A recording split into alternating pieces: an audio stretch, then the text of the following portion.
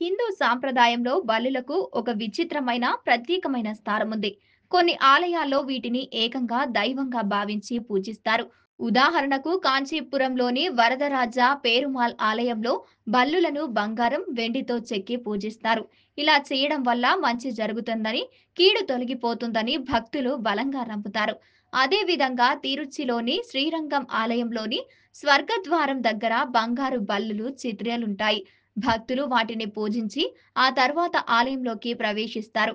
సాధారణంగా బల్లులు వెచ్చగా, సురక్షితంగా ఉండే ప్రదేశాలకు ఇష్టపడతాయి.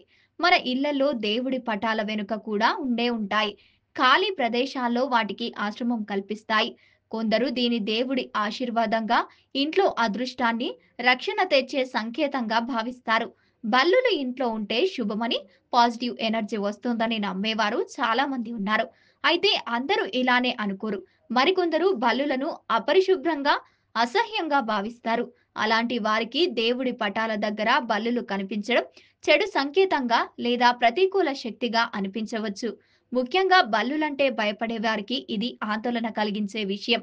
నిజానికి బల్లులు ఇంట్లో ఉండటం అనేది ఒక సాధారణ పర్యావరణ ప్రక్రియ మాత్రమే. అయితే ఈ విషయాన్ని మీరు ఎలా అర్థం చేసుకుంటారనేది పూర్తిగా మీ వ్యక్తిగత నమ్మకాలు, ఆధ్యాత్మిక దృక్పథంపై ఆధారపడి ఉండటం. ఆధ్యాత్మికంగా దీనిని చూసేవారు మంచి శకునంలో భావించవచ్చు. అదే అసహ్యంగా భావించేవారు ప్రతికూల సంకేతాలు చూడవచ్చు.